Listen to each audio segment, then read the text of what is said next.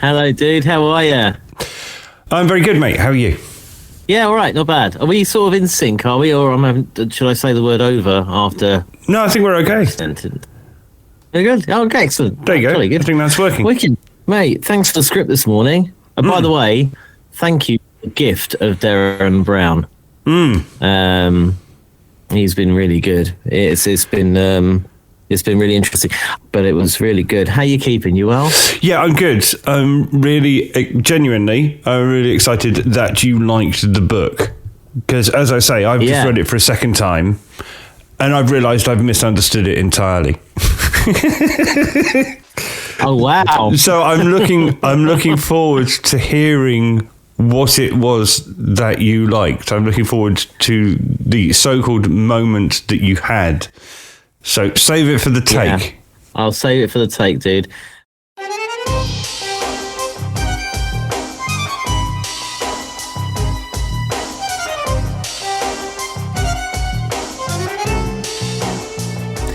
Hello, I am Steve Phillips, and welcome to another episode of Audio Book Club, the podcast that remembers with misty eyes the time when it was the world's only interactive audiobook review and recommendation podcast. On this episode, we'll be reviewing A Book of Secrets, Finding Solace in a Stubborn World, the latest in a series of anti-self-help books from TV mentalist Derren Brown. On an equally philosophical but entirely different level, we'll also be looking into the process of buying an audiobook as a present. Not as tangible for either party as the gift of an old-fashioned three-dimensional atoms and molecules book, but it is satisfying both to give and to receive. Joining me down the line from Adelaide in Australia to help me in this double-headed endeavour, it's the person who gave me this week's title as a gift. It's Matt Layton. Hello, Steve. Hello, Matt. You could have wrapped it. Well, I couldn't, could I? That was part of the problem. So you and I met for a beer 2 weeks ago back in the UK, and we're now back at opposite ends of the world. And we were having a conversation, and that conversation inspired me to want to give you the book that we are talking about today, Derren Brown's A Book of Secrets. And I didn't really know how to do it. I assumed I could go onto my phone and press a button and send you the book. But I couldn't. I had to go back home, or come back over here, actually, and do it on the website. You're the third person I've given to this book. And in each case, because I couldn't... This is the ultimate first world problems. Because I couldn't do it on the phone, I also had to remember to give it to you, which gets a little harder when you get to my age. Did you enjoy how you're sounding here when you talk about first world problems? I could not give you an audiobook from Australia. I couldn't give you an audiobook. I couldn't satisfy my need to give you an audiobook immediately as I was sitting in the pub. And you're very lucky that with my slightly addled brain, I remembered to go to my computer when I get home and send it to you then. So I couldn't instantly give it to you. And that was, well, that added a layer of friction to my life, as we might discuss a little later. Matt, respect to you, because in this fast-moving world where we've all got the attention span of a gnat, you took it upon yourself to remember a thing for a period of time. And it went through all those gates of, having to go back to Australia, using the local website in order to do that. And I mean, 8.5 time zones, mate. Don't mock. Suggest that don't be surprised if you get an honour through the post. Don't be surprised. Services to remembering. Hang on, this is coming off as really horrible. I don't mean it like that. I mean it as in a funny way. Actually, it sounds a bit like a dad joke, which we'll get onto later on in terms of the moment I had with this book. There's so much packed in this book. So what we're seriously meant to be doing here is I found sending you an audiobook not as pleasurable an experience as it would be to hand you a tatty old paperback wrapped in an old roll of John Menzies wrapping paper with a tatty little ribbon on it. For you to open in front of me. But at the same time, I was quite excited to send the gift in the new way. What was it like to receive, Steve? Matt, I've got to be honest with you. And by the way, respect for mentioning mentioning John Menzies because of, well, we're again talking to the demographic dude here again. Yeah. I have to say, in all honesty, because we saw each other. We saw each other in London for the first time in goodness knows how long, after COVID and everything. 2.5 years. We were doing a lot of reminiscing. 2.5 years, doing a lot of reminiscing. We met in a familiar old pub near where we used to work, 20 years ago. Mm-hmm. And I thought, we are going back to Australia. When are we going to see each other again? And so to get that through the email, saying Matt's gifted you a book, I was like, oh, that's so nice. That is, the gesture's still the same. You don't need the physical thing, in my view. It's just like the thought was there.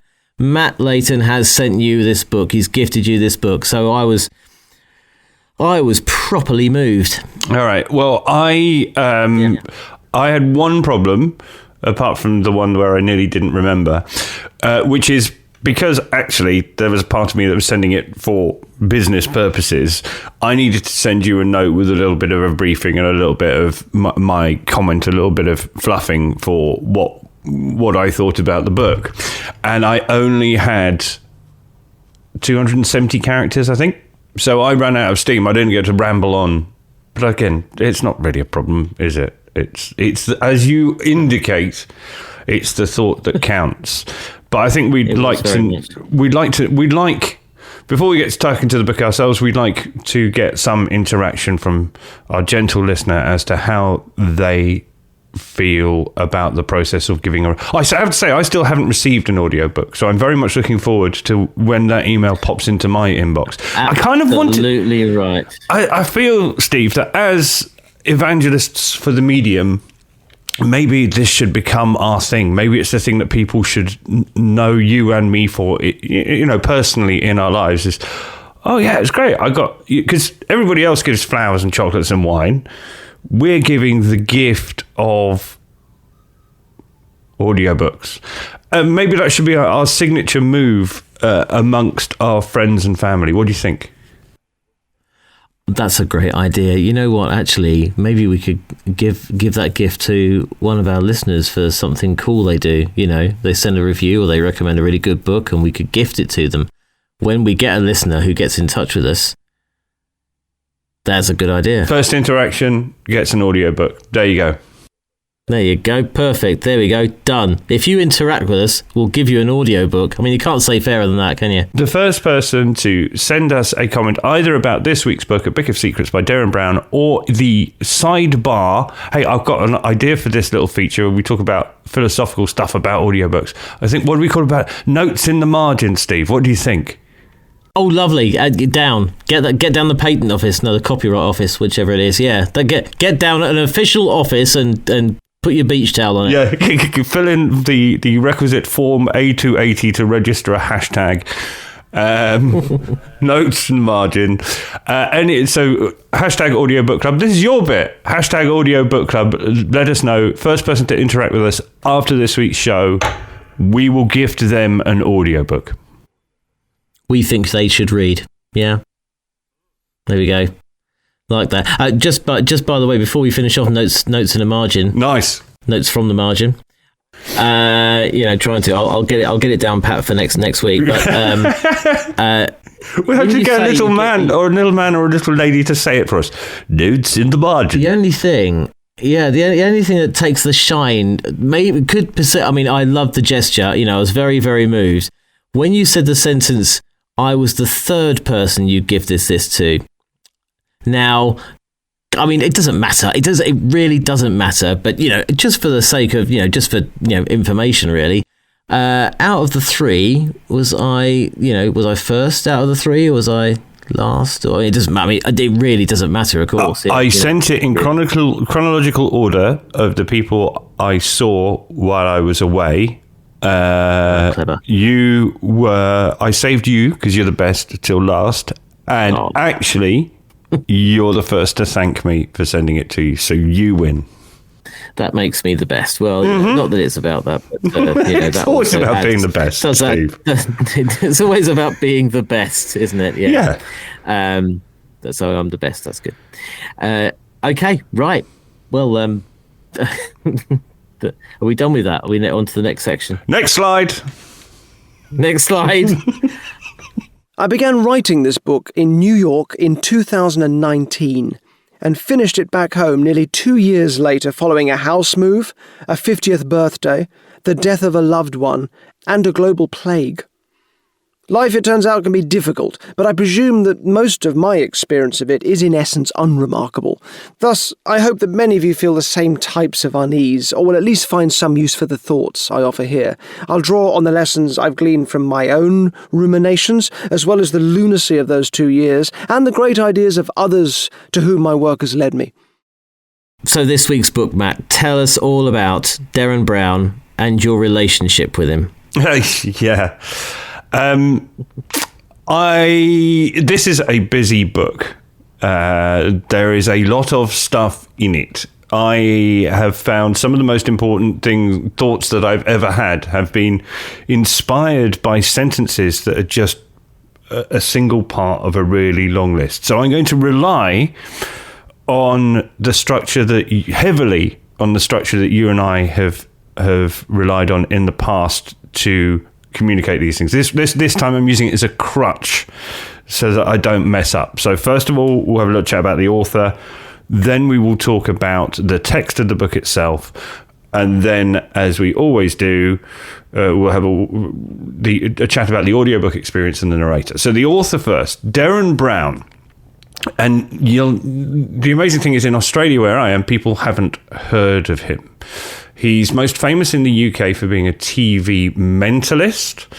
And to quote, he had a series of programs in the early 2000s which used a combination of magic, suggestion, psychology, misdirection, and showmanship to pull off effectively magic tricks for the modern era, often involving hypnosis. The one that sticks in my head, the first thing I remember of him, was a grainy film of a London street with a phone ringing in a call box, and a member of the public, seemingly randomly, opens the call box door, goes in, answers the phone, and listens for about 10 seconds and then collapses suddenly on the floor. Do you remember that bit, Steve? No, I don't. I never really watched his show. I've seen bits and pieces of it. I've seen like one or two things he's done, but I couldn't even recall them to you. I come to Derren Brown after a big hiatus and sounding pretty fresh, so I'm a bit of a blank canvas. Paint on me. So the other things he went on to do, he went to do a number of specials.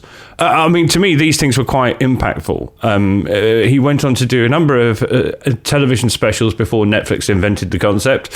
About 15 years later, he played Russian roulette live on television with an actual gun. He predicted the lottery numbers. And, well, to me, it felt exciting and new.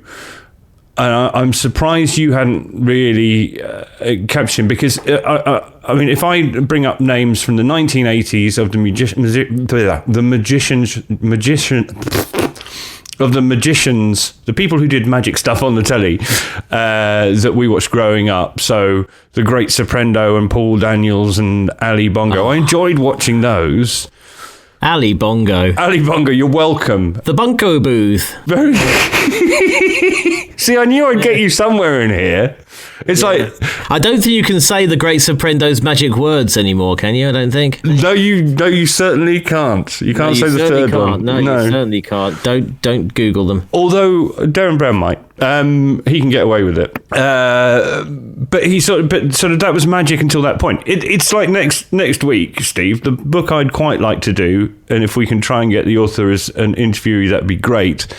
It's narrated by Rory Kinnear, and to that you'll just go, and then I'll go, it's Roy Kinnear's son, Steve, and you'll go, I knew that, actually. You see, that I know. Yeah, but you love Roy Kinnear. You would rather have Roy Kinnear on than obviously, Rory Kinnear. I love Roy Kinnear. Roy Kinnear was obviously the voiceover on Bertha, the kids' show, naturally, amongst obviously the great other stuff that he did as well. But Rory Kinnear was brilliant in Count Arthur Strong. Good. He was great on that. Love him. Yeah.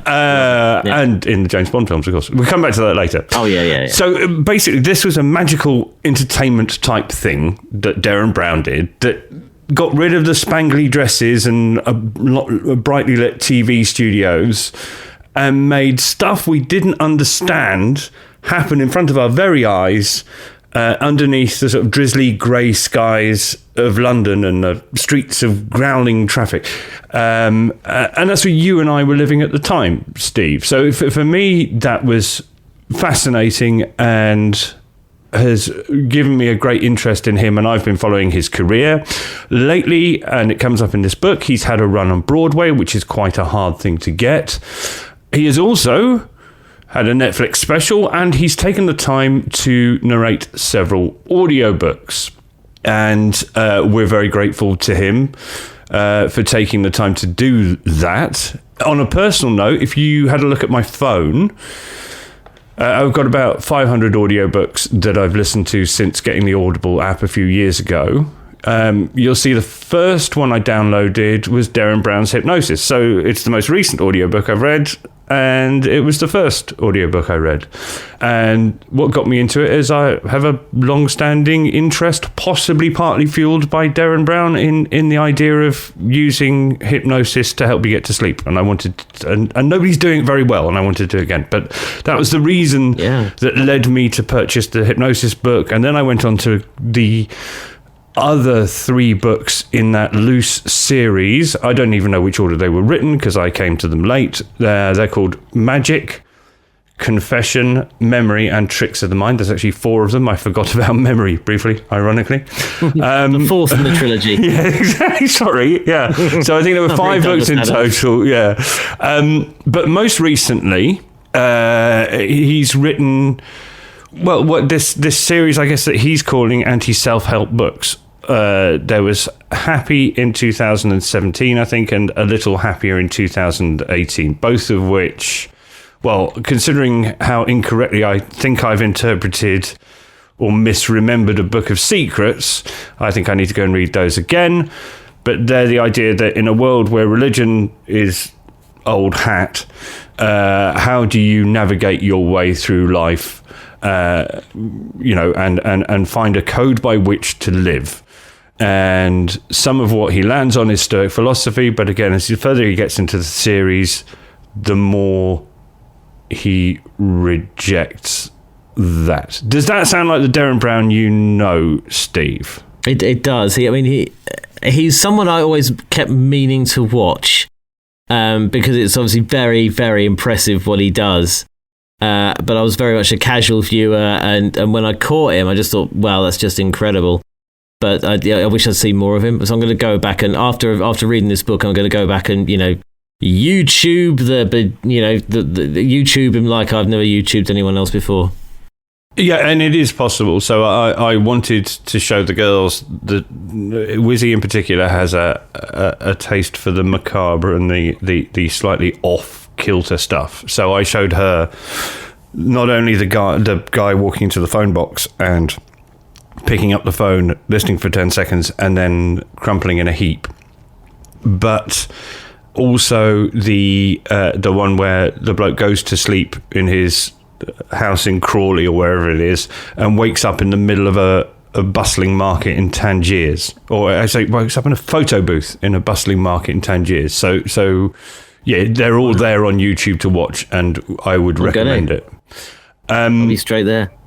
There's an interesting thing going on here, and I haven't written it in my script, Steve, but what he's done with this book reminds me slightly, Derren Brown, of, Al Murray, the pub landlord? Yeah. He does the stand-up routine on, him dressed as a pub landlord, explaining his pub landlord view of the world. But actually, if you look at it very closely, Al Murray is quite a well-educated, eloquent, and frankly, liberal person. Are you aware of that? Does that make sense? I am very much aware of that. Yeah. Well, he stood on a bar. I don't know where you're going with this, but he stood in the election, didn't he? Yeah, he did. Yeah, that's right. He stood against Farage in Thanet. That's right. And there is a thing where recently, I should imagine after you've played that character for years, and that's actually not your personality, I just get the feeling that Al Murray felt trapped by that stage persona. And the interesting thing is his has the same name. And he has since gone on to make... Well, he's establishing himself as an expert on German history and World War II. And the interesting thing is, so he grew a beard and put on a Homburg and went round and basically, I think, tried to show a bit more depth to his personality and what he does. And you knew it wasn't Al Murray, the pub landlord, because he had a hat on and he had a beard, rather than being the 2 days of stubble, shaven-headed pub landlord. And there's a little bit here where I get the impression that Derren Brown... the first thing I remember is the person falling over in the phone box. And I think there's an element to what he's doing here where he's not necessarily rebranding, but he's possibly a little frustrated at the stage character that he's had for all of these years. Because the Derren Brown on stage it's very, very structured and very, very written and very contrived. It sounds a negative word, but I don't mean it that way. And there's almost a thing where he's going... I'm not just some sort of clowning magician. I also have some thoughts as well. So I almost wanted to put on the Homburg. I wanted to put on a hat so that we know that it's not stage Derren, or is it stage Derren Brown? I don't know. All right, let's get to the book while I'm confusing myself. In the run up to this episode, I read this book a second time. The book has been really helpful to me. As discussed, I've given it to 3 people. And then I started to read the book the day before yesterday. And it suddenly occurred to me that I'd misunderstood and misremembered it. Reading it for a second time changes your view on it. From the very first 2 words, the dedication. I don't normally pay attention to dedications and the quotes at the beginning. But the dedication of this book, the first time I read it, was for Dad. And I didn't quite realise how significant that was, because obviously a fair part of the book is about the loss of his father during the pandemic. I'm going to make excuses. I'm going to go, it's a very densely written, very busy book, so it's hard to sum up, and I think we may even come back to it. If we can somehow get Derren Brown to come and have a chat with us, I think there's enough material for more than a couple of episodes here, Steve. Yeah, I agree. I have to say, the only thing I knew in terms of impressions of Derren Brown was that I've seen 1 or 2 of his, a few minutes of his shows, and then I was completely taken aback, coming completely fresh to him all these years, 20 years later. And it was, you couldn't miss a word in terms of the philosophizing.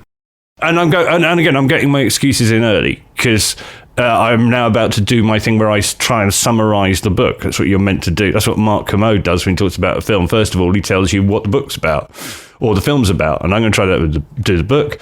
So, but I don't feel I'm going to do an adequate job, and you can correct me, and we invite our gentle listener to correct me as well. So the way I'm going to put it is it's part memoir, part sort of academic exercise.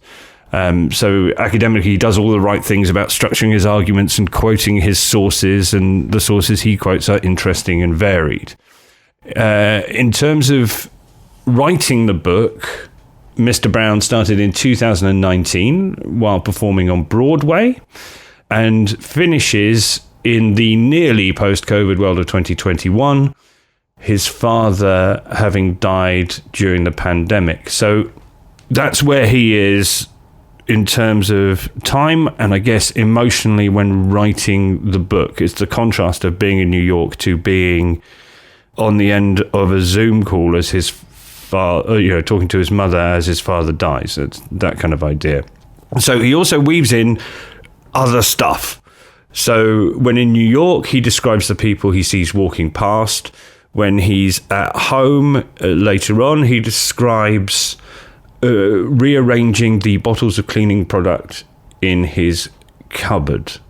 But each of those stories serves a purpose to add to a greater argument. It leads to some sort of philosophical idea about seeing, in the case of the people walking past in New York, he makes assumptions about them. We all have to make assumptions about people in order to survive in the urban jungle. And then, the idea of order and cleaning his house and memories of his father all comes into the simple stuff. His father's death is hard to read. You and I, Steve, are very lucky. Our dads are still alive. His father dies during COVID, the alienating experience of not being able to hug at the funeral. His ashes were delivered in a plastic bag. But there's a thing where always behind it, that there is some sort of purpose going on. There's one of two things happening here, Steve. I'm going to ask you which one you think it is.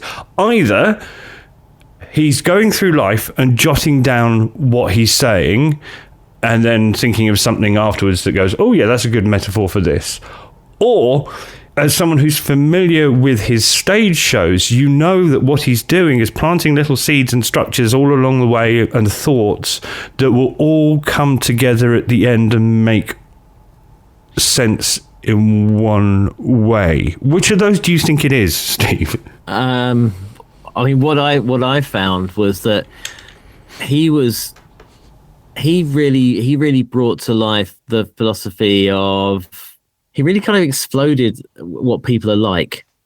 That's what I found. And he used the example of his dad's death about how you deal with things and how you cope with that and what you do. And, but not, it was like life all around it, not just about his dad's death, but he really paid attention to the minutiae, the little things, and how what a mind goes through when that something like that happens and what you do, and that kind of got applied to the whole story.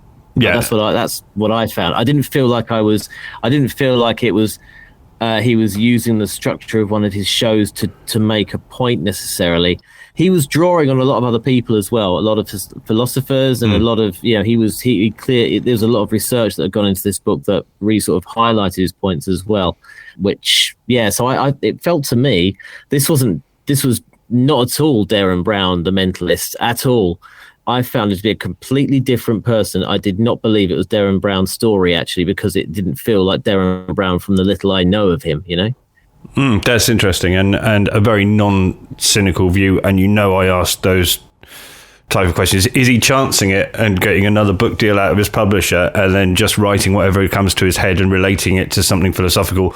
Or is there an underlying structure there that he mapped out when he started writing the book? And I think you're right. It feels like it does feel like you're being taken down, and taken down a path, doesn't it? And he's very good. I mean, so there are two things I wanted to ask you about. One of which is he mentions that he goes to a dinner party while in New York. A celebrity couple, American royalty, as he refers to them, come backstage and invite him to a party at their house, and he freezes. Then later, approaching the dinner table from the buffet, with my plated meal in hand, I searched for my name card on the table and saw, with incredulity, that I'd been allocated the seat next to the esteemed lady of the house. Me! It made no sense to me. She has so many friends here. I considered making a switch, but it wasn't an option. Instead, I sat down, then she did the same, and for an hour and a half I found myself denuded of all charm, unable to maintain a conversation beyond a few pleasantries. A ghost of my former post-show self, I ducked low into my plate and ate turkey. So he's in the company of all these interesting people, and he gets entirely tongue-tied. And, I'm doing it myself now. But he uses that as a way to talk about his own frailties and perhaps help us out by saying, even I, who stand on the stage on Broadway and do all these things on television, you'd be quite surprised to hear that I'm a bit shy, and here's how I get around it. Did Did that one stick in your head, Steve? That story? It did.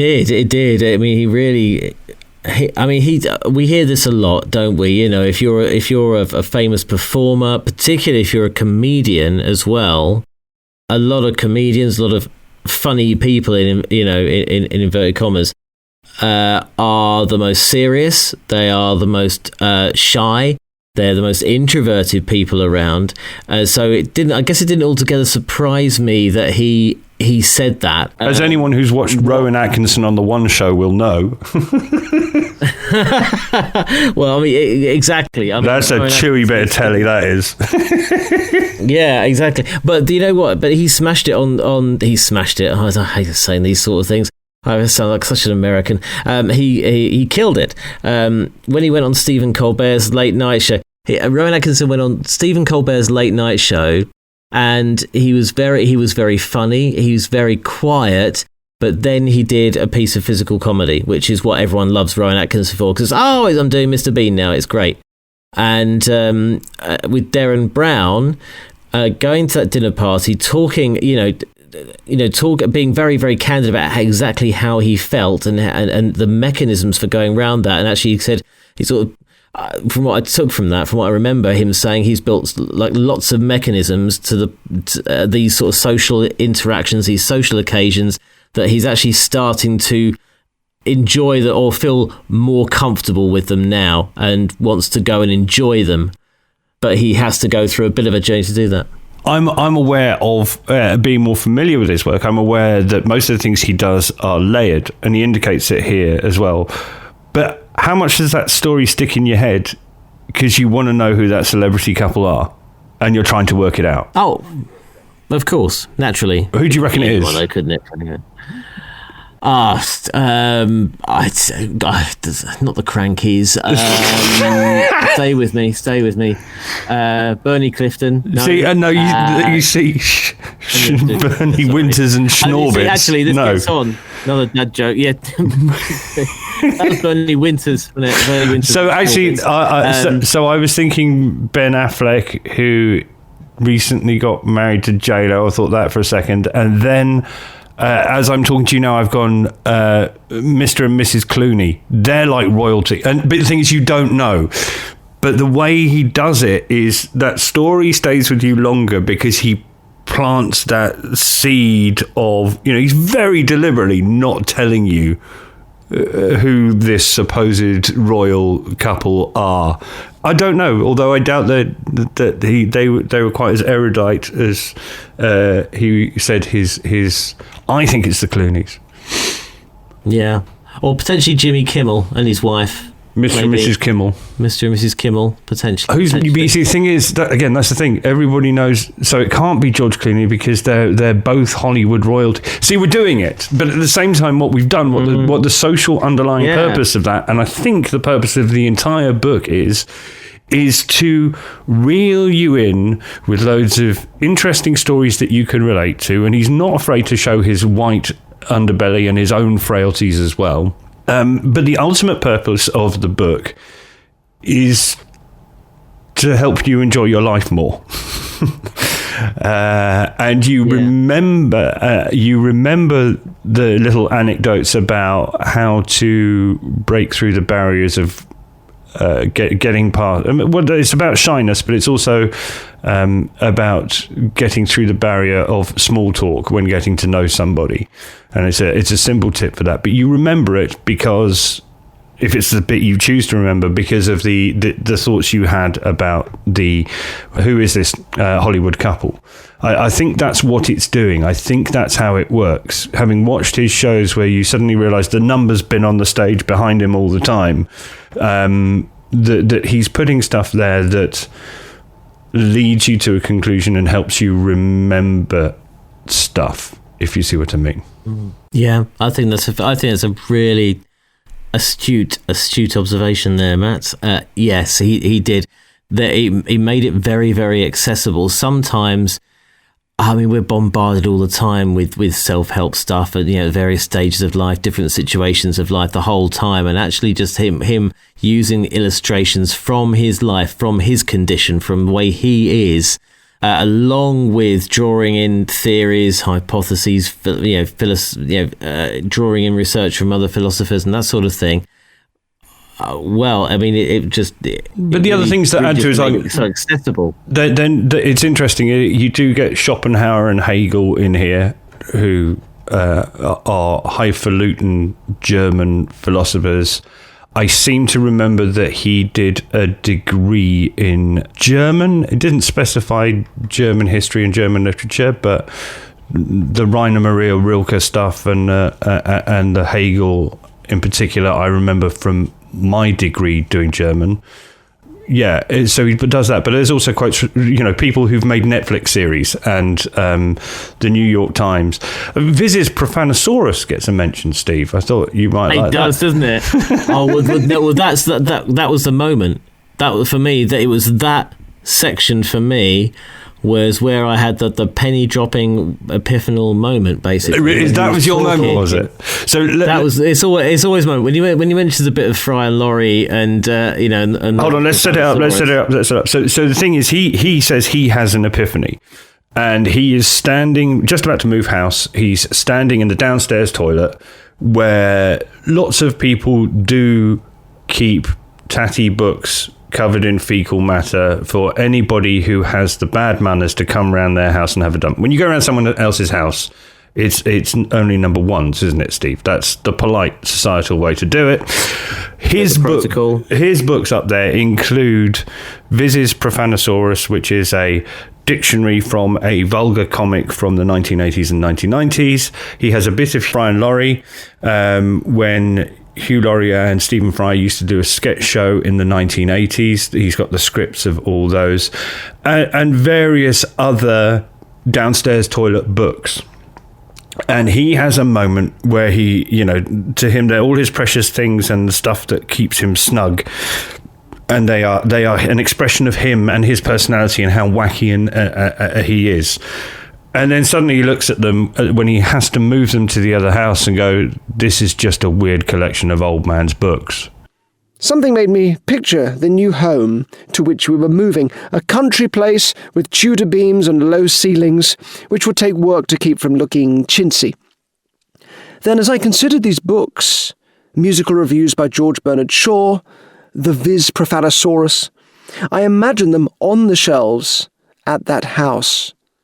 And that's what did it. Quite suddenly, as I stood there, facing my lavatory in a very familiar way, just 3 days before my 50th birthday, they flipped, changed, and along with them, the whole world. There was a moment before it happened, when there was still that familiar collection of old volumes and memories, a homely backdrop of affectionately relegated relics. And then, in an instant, as I pictured them in the bathroom of their new home, a nausea descended. They became, horrifyingly, an old man's collection of books. I'm also wearing cardigans. I used to wear them in an ironic way. Now I'm just an old man wearing a cardigan. Was that your moment? You can't see this, obviously, but just out of shot, and I'm looking, just while you were talking there, I was looking really fearfully behind me at my collection of books. On the shelf, there is the Profanosaurus Rex, the bumper edition of the Profanosaurus. I've got a dog-eared copy of the complete Fawlty Towers scripts. Yeah. So I'm a little bit off mic as I look round here. It makes it sound authentic, Steve. I've got a book of Coleman balls. Yeah. They're not even called Coleman balls anymore because David Coleman has long since departed. Very much of the ilk of the time, and yeah. Yeah, even more so, somewhere in the house is the only magazine produced by the Not the 9 O'Clock News team. And it's an amazing read, but it was dog-eared when I was a kid. I mean, you can imagine what it looks like now. Just behind me is my, I guess, 800 or 900 piece CD collection, which is my thing of possessions. And whenever if I pull out a CD, I can look at it and I go, I remember when I bought this. I look at the price tag and remember the shop I was in when I bought it. And then there's the music in there as well. We had to move all of those down to Australia. Moretta refers to them as the bane of her life. And I go, well, look, when I die, just put them in a skip. I don't care. They are my possessions. They mean something to me. And now I look back at, that Pet Shop Boys album from the early 90s and its bright orange cover, which was a special possession at the time. And I go, well, that's a 30-year-old anachronism, isn't it? I don't know. So really depressing. Was it a depressing moment for you, Steve? No, it was an alarming moment because, and I mentioned this on the radio the other day because I mentioned this moment, it was that moment when he said he went through the books and then he went through what he was wearing. And then he said, and I'm paraphrasing, I don't recall the exact words, but something along the lines of, you grow up thinking you're the wittiest guy around. You grow up thinking you're so funny and people are laughing at you. And then all of a sudden, mid-40s, you're just someone who tells dad jokes. And even while we've been recording this podcast, I've chucked a couple in there just because, I don't know, I've got like I don't know, just have to blurt them out, thinking this'll be witty, and I can't stop it before I've said it. But actually, it just comes out, and I have been told this by an audience of friends and family. Can you tone down the dad jokes? And I just thought, what happened? I mean, I'm talking about a bit of Fry and Laurie, and not necessarily the Profanosaurus, but Brit of Fry and Laurie, the Scriptures Faulty Tales, the not 9 o'clock news thing. And thinking they were the funniest books out and everyone has to read them. TV Go Home by Charlie Brooker is another one, but maybe less so. But they're not anymore. They're now considered old. I mean, I think they're great, but now suddenly that's it. That's it for you and I. We can't do anything funny anymore on this podcast because we're told we're doing dad jokes, and I really bristle at that. He didn't do music, but it was the bit where I had to explain to a colleague who was having a rant about dad rock recently. He said, I just want to play some Beastie Boys. And I had to explain to him, you do realise that the Beastie Boys albums came out in the mid-80s, and they are now effectively dad rock. It's when the Beastie Boys get to be dad rock, then we're getting old. That's the point, though, isn't it? You and I are of this age. This book is for us. I mentioned earlier on that when he did the Trick of the Mind stuff, the first television stuff back in the 2000s, it felt like it was for us, and it felt young and edgy. It's almost like when we talked to Ben Folds, when he did his music, it was new. But in the way we listened, he mentioned that the way we listen to music these days, when we get a little older, it's in a sentimental way and we go back to it. How things change when you get to middle age. We now listen to our Ben Folds albums because they are familiar, and they were our sound, they were our time. And I have very much that thing with Derren Brown as well. You and I, he's grown up with us, I guess. And I think the first time I read the book, I got it wrong, Steve. The reason I gave you the book in the first place was because I'd clearly subconsciously cherry-picked some bits out of it and taken some stuff for me. And then when I listened to it again, I couldn't hear it again. So the bit I picked out of it, and remember, I've been stuck in Australia for 2.5 years and had missed my friends, gradually gone more and more back into my shell, because when you haven't phoned someone for a few months, you then continue to go back in your shell. I'm not phoning them now. It's a bit embarrassing. I'd missed my parents, and my life or my core nuclear family was the focus, and I was finding it quite hard. And what I heard the first time I read the book was something along the lines of, everybody knows it's difficult to be a teenager. We've all been through that. However, not everyone has been through their 40s and 50s, the moments we've just had, the sudden realizations that we're talking about, where it's not about defining who you are anymore. It's do the same thing over and over again, get up the following morning, rinse and repeat. And it's about not falling out with your partner or finding a way to trudge through that relationship. He doesn't mention kids. I don't think he has kids. But he doesn't mention that. But I applied that logic to being a dad. And having reread the book this week, I'm worried that I've got all that bit wrong. Another thing that stood out for me that fueled my thoughts as I flew back to the UK is it's between two commas in one of his long rambling lists. Ready for their bow are our parents, who loved us in their imperfect way, and whom we loved back in ours, who shaped us more than anyone, who instilled in us clusters of energized sensitivity towards certain triggers that would come to shape the emotional landscape of our adult world, and who died before we could say everything we should.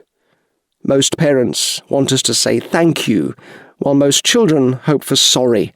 There's just a little line that says, in the parent-child relationship, as adults, the children are looking for an apology, the parents are looking for a thank you.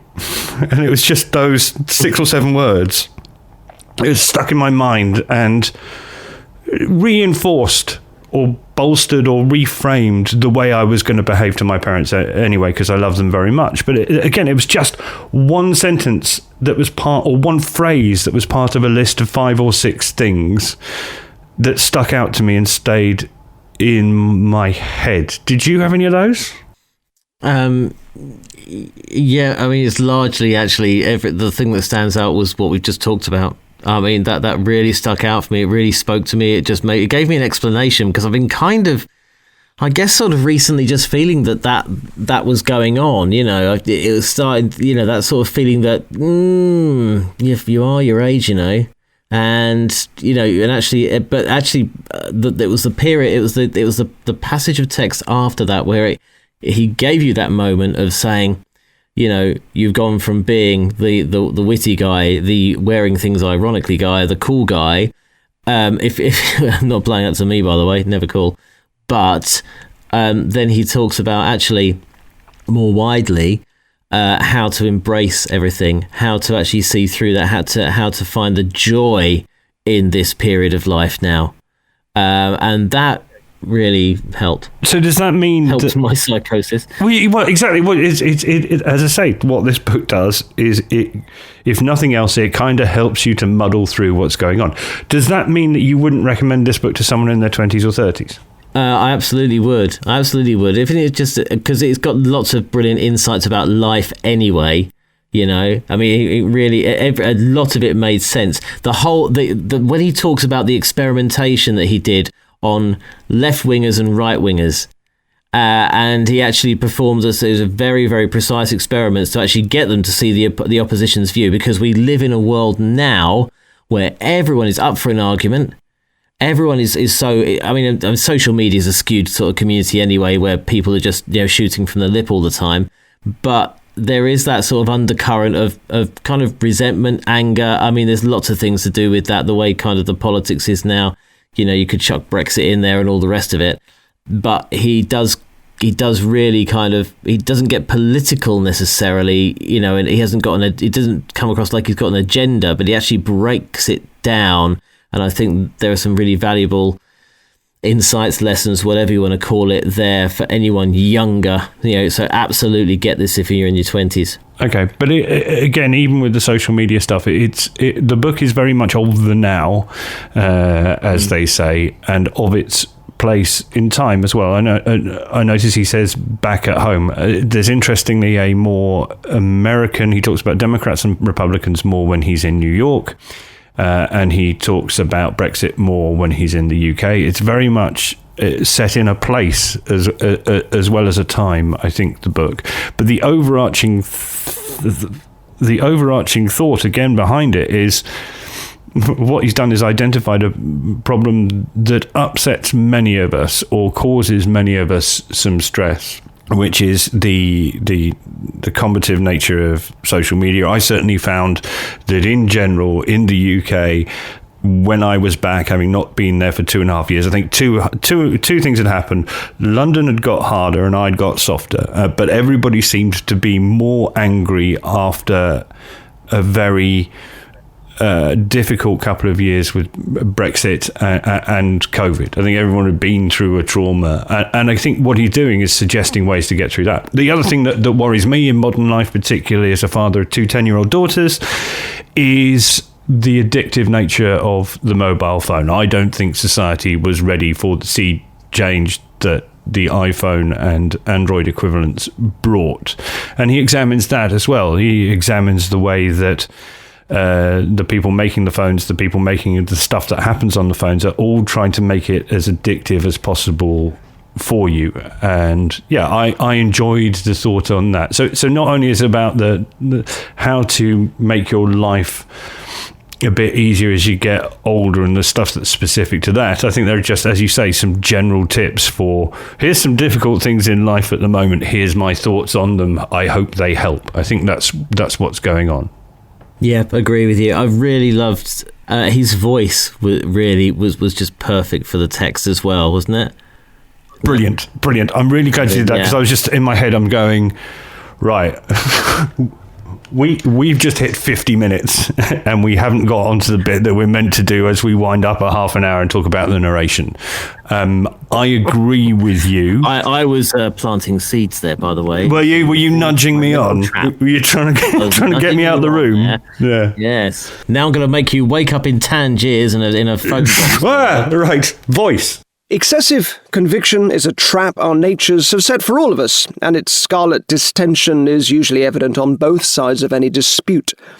When I wrangle with my partner over who has more neglected the pile of Thursday's plates, with their yellowed and bumpy terrain of stiffened Port Salut, and whether the more contemptible crime is omitting to load the dishwasher or forgetting to unload it, I engage in a join-the-dots exercise in selective storytelling. I have read a Derren Brown book where he didn't narrate it. There was a weird period when Happy first came out where they got a gob on a stick to do it. I don't want to cast aspersions on the voiceover artist who did it, but by the very nature of it, that person was not as engaged in the ideas and not as good at being Derren Brown as Derren Brown is.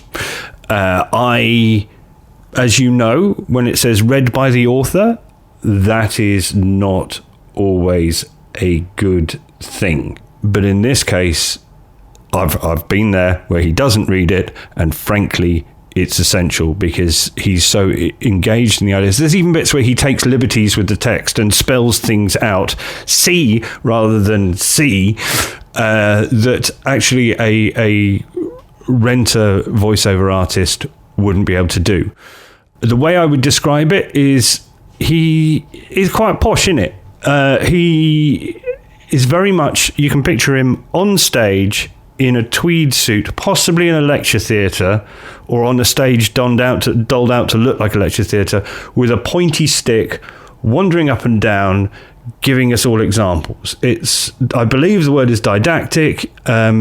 It's quite teachy, but it's also quite showman-y. He uses showmanship. It's showman-y.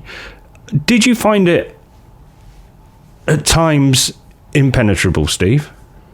If you found yourself pressing the back 10 seconds button a fair bit, if you missed something, if your mind wandered. So I listen to a lot of these things in the car, a lot of audiobooks in the car, and if I have to concentrate on the road properly, as I do all the time, of course, you might miss something, and so you pull over, you turn the engine off, and then you you rewind a few 30 seconds or so because you can't. Otherwise, it's like it just reminds me of when I started off at university studying philosophy, and I dropped out of that, and the reason being was if you missed so much as 10 seconds of what was being talked about, that was the whole hour done. You were never going to catch up with what they were talking about. Because it was so deep, intense, whatever you want to call it. And that's what I found at points with this. But that's why the book for me really sort of stuck out with kind of beacons, little gems that you can take on board. And that's where I found it. So that's how it kind of worked for me. It doesn't take anything away from how great I thought the book was at all. It's just the way I kind of ingested it, I think. Yeah, and I haven't emphasised enough just how great his vocal performance is, how it reminds me of his stage shows. I do absolutely nothing important when listening to audiobooks, and I had to stop, rewind. As I said, I don't listen to things twice. And I got something totally different out of it the second, I know, bewilderment, admittedly, but I got something totally different out of it the second time that I read it. And if I'm going to sum it all up, which is, again, this has only just popped into my head, so forgive me if it's cheesy, but there's almost a bit about it where it's a book that's going to become familiar to us because we're going to go back to it. And it's something you can pick up and put down again. And almost, doesn't it make it one of the toilet books? Oh, definitely. Yeah, definitely. You wouldn't go, let's just say that you wouldn't go to the toilet for the book necessarily, and it's not something you would kind of pick it up. You kind of pick it up in between other books. So, for example, if you felt like you needed a bit of a laugh when you go to the toilet, then you might pick up, I don't know, the scripts of Fawlty Towers or A Bit of Fry and Laurie. But what you're saying is, if you're having one of those really sinky dumps, you would pick up Derren Brown's A Book of Secrets. There is a section of the TV Go Home book where it discusses the protocol of being around someone else's house and what you should do in the toilet. In the downstairs, with the downstairs toilet books. Yes, yeah. It describes things as terms, uses terms such as plunge down. And so, anyway, that's an audio book. It's not an audio book, probably for the best. Can I just say we've descended into the toilet here, but I think and on that note, yeah. Can we just say again?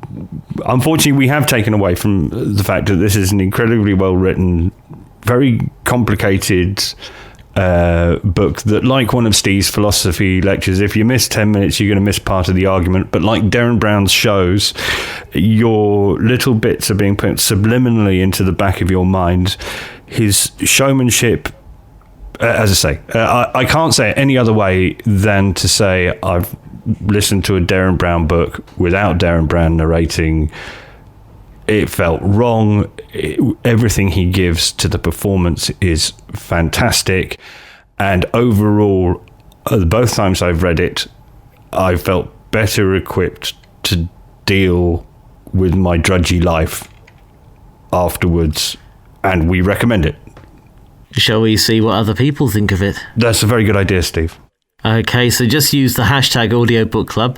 We'll pick it up, whatever social channel of your choice, whatever you prefer, whatever floats your boat.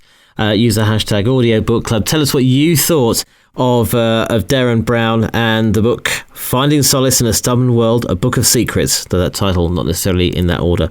That's from Derren Brown. Let us know what your thoughts on it. I know I couldn't even read straight. The philosophy has just totally blown my mind just recounting it. So what's next then, amigo?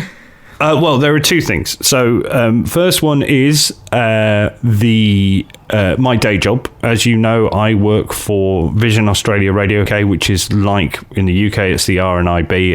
It's a charity for blind people, does guide dogs and white sticks and stuff. And they have a network of radio stations. Every week I talk to somebody who can't see very well or about an issue for people who can't see very well. This week's show is about a guy called Eric Weinmeier. He was the first blind man to get to the top of Everest, which is, when you read the book, much harder than you think. I'm more interested in hearing what you think of the first two chapters of the book, Steve, and I would like to send that to you, and I shall send it to you as a gift after this show.